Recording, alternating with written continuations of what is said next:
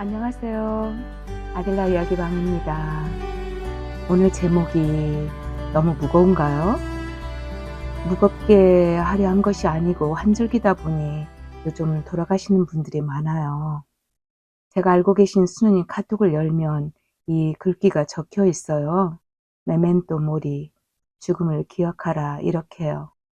지난 여름에 강원도를 다녀왔어요.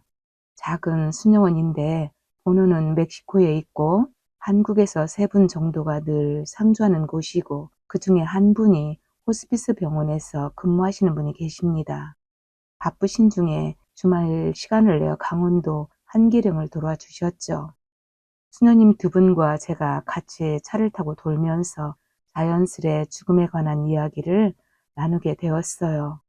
마지막 돌아가신 분의 준비 과정이나 우리가 죽음을 향해 가는 것 등에 대해서죠.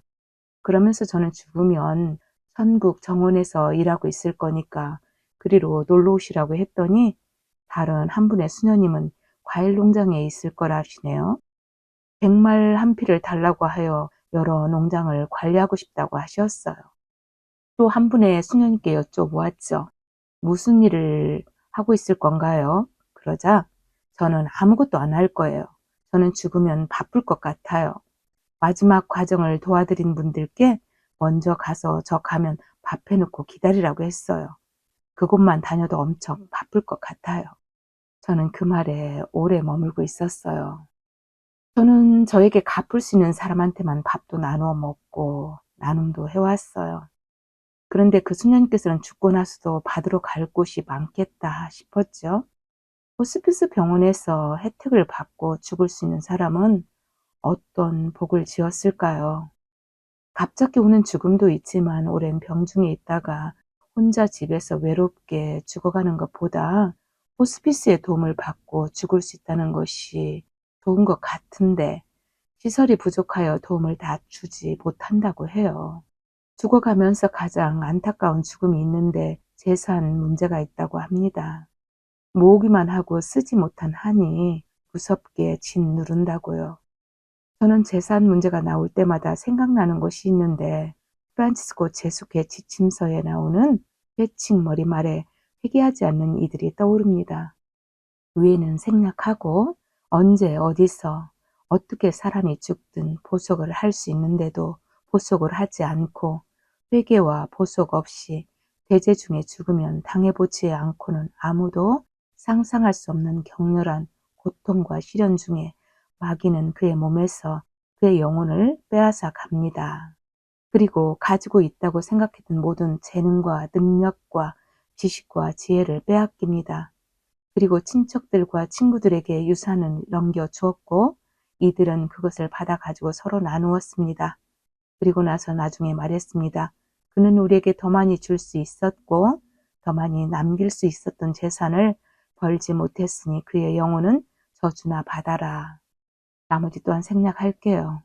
재산을 나누어 받고서도 저주를 한다는 것입니다. 저는 자주 읽고 묵상하는 글이에요.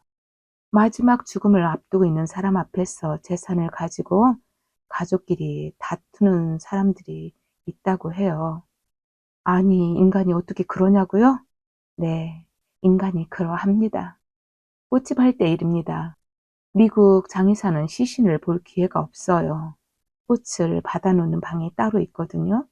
그러나 우리 한국 사람들은 꽃을 보이기 위하여 보내기 때문에 좀 더 크게 하면서 2단, 3단으로 꽃을 꽂아 놓으면 들기가 힘이 들어요. 그래서 장의사 직원들이 그냥 시신 있는 방에 가져다 놓으라고 해요. 어느 때는 꽃을 놓고 나오면서 시신과 딱 마주칠 때가 있어요. 그러면 가까이 가서 기도드리고 자세히 보아야 합니다. 섣불리 보면 별로 기분이 안 좋아요. 어느 분은 자는 듯한 사람도 있고 어느 분은 끌려가는 사람도 있어요. 저는 도로와 꽃을 주문하신 분께 평소에 돌아가신 분이 어떻게 사셨는지 물어봅니다. 그러면 죽음을 편하게 받아들이신 분은 평소에 삶을 잘 살아내신 분이고, 어둡고 불안한 영혼은 미련이 많은 분이에요. 우리 천주교에서는 천국과 지옥 그리고 연옥을 믿는 교리가 있어요. 물론 저도 그 교리를 믿고 그렇게 지향을 두고 기도하며 소망하고 있어요. 오래전 고미숙 작가님이 명리학을 다룬 책 안에 이런 글귀가 있었어요. 살면서 죽음을 공부하여 잘 죽어야 다시 태어날 때 좋은 부모를 선택한다. 우리는 태어날 때 부모를 자기가 선택해서 태어나는데 공부를 안 하고 허둥지둥 죽으면 다시 태어날 때 준비 안 된 부모를 선택한다. 재미있었어요. 저는 그 책을 보고 제 나름 쉽게 이해했어요. 살아서 하느님을 제대로 알지 못하고 죽으면 어떻게 하느님을 알아볼 수 있겠어요. 제가 하느님 아들인 그리스도를 닮아 하느님 자식으로 성장하여 죽어야 하겠구나 이렇게요. 말 되죠? 사실 모든 것 종합해 보면 결국 자기 자신과 화해하고 하느님과 관계를 회복해야 잘 죽을 수 있는 것 같아요. 그래서 저에게 새로운 소망 하나. 미국에서 우리 말로 호스피스 병원 같은 곳이 있었으면 좋겠다 싶어요. 병원까지는 아니어도 호스피스 일을 할 수 있는 어떤 단체라 할까 뭐 그런 거라도. 며칠 전 혼자 사시는 분이 양로병원으로 가셔야 하는데 집으로 퇴원을 원하셔서 모셔다 놓고 다음날 가족이 와서 보니 돌아가셨다는 것입니다. 그렇게 혼자 돌아가셨다는 소식을 듣고 난 뒤 시간이 자꾸 지나갈수록 무언가 놓쳤다는 생각이 자꾸 드는 거예요. 딱 한 번 그분을 배웠는데 왜 이렇게 오래 제 마음이 붙들리는지 모르겠어요. 돌아가신 뒤 기도와 제사와 미사가 무슨 소용이 닿을지 의문이 들어요. 이 세상을 떠날 때 배웅을 잘 해주어야 하는 것 같다는 생각입니다. 그래서 요즘은 사람도 덜 만나려 하고 만나게 되는 사람은 더 볼 수 없더라도 후회가 없도록 하려고 마음을 다하려 하죠.